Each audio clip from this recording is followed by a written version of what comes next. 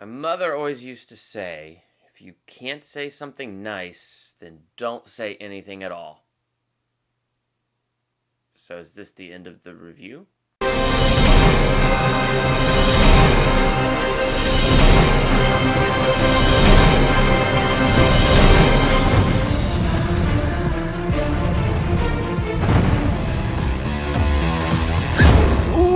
Oh no, not again!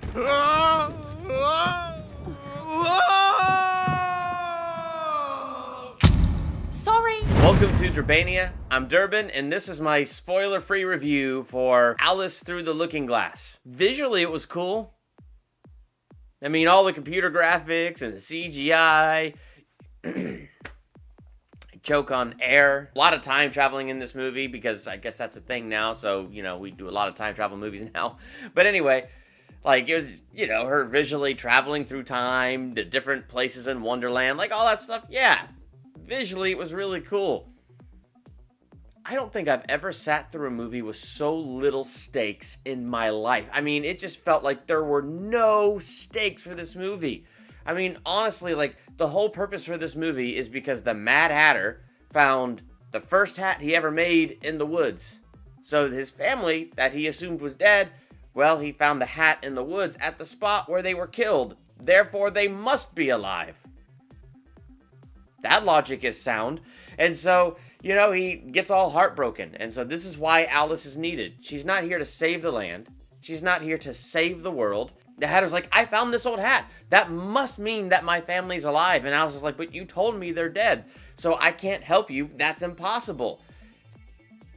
The whole beginning of this movie, there was this whole thing with her on her boat where she was telling her first mate, don't ever use that word impossible in front of me because you know how I feel about that word. I mean, this movie went through great pains in its opening to show us how much Alice hates that word impossible. Almost to really show us how much she's grown since the first movie, which I didn't like very much and don't even remember, and I didn't really go back and watch it. I'm a bad reviewer, aren't I? So we went through great pains to see how much she doesn't like this word impossible. And then suddenly it is now the first word she uses, which I don't know. I guess I found that kind of hard to believe.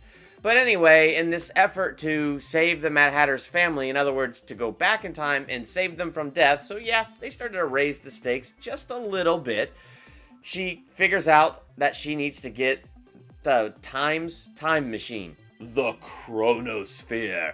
Henceforth, in all time travel movies, it shall no longer be called a time machine. We just need to call it the chronosphere because honestly, that is a really cool name. But here's what was really annoying about this thing. The time guy's like, you can't change the past. Oh, and if you take the chronosphere, you will destroy all time, all past, and all history. So she steals the chronosphere. This is literally where the stakes come from. Not that she's trying to save the world, but that Alice herself, through a bout of disobedience and a fit of, it is my right to do this, she steals the chronosphere and endangers all life throughout all time. The trailers, I kind of was thinking that Time was going to be a bad guy. I was rooting for him, man. I was wanting him to catch Alice and get the thing back. I mean, she was acting like a spoiled brat. Alice, you always were an irksome, slurvish, interrupting thing. Now, granted, she's trying to help her friend. She's trying to save her friend's family. It's not like her intentions were bad, okay? We get it. Her intentions were very good, very honorable. But it was just one of those things where she got the laser focus. She goes, well, if you do this, then you won't only have the Hatter's family die, but, everybody's going to die. All of us. So she does it. It was just interesting because there were no stakes that drove any purpose. There was one scene where they brought in Moriarty from Sherlock, the guy who played Moriarty. They brought him in, and he was in this for a grand total of 2 minutes. And the scene that they brought him in for had such amazing potential to actually raise some stakes and bring in some conflict. Poof. It was over in 2 minutes, and we were just right back on track. What on earth? And in truth, not only did this movie feel like it had no stakes, I felt like the actors were really kind of phoning in their performances.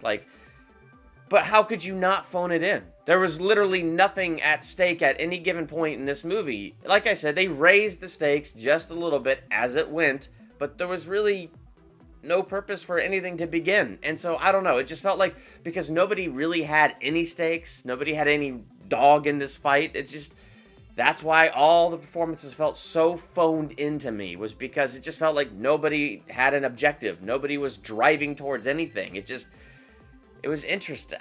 It was interesting. Did I just say it was interesting? I guess that's one way to put it.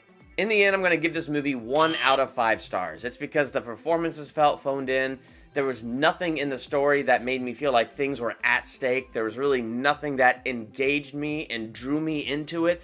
There was just really nothing like that kept pulling me in. So, I don't know. If you're going to see a movie this weekend, I'd probably say go see X-Men Apocalypse. But I don't know. That's just kind of how I feel about this one. If you saw it, how many stars would you give it? Make sure to let me know in the comments. I'm Durbin. Thanks for checking out Durbania.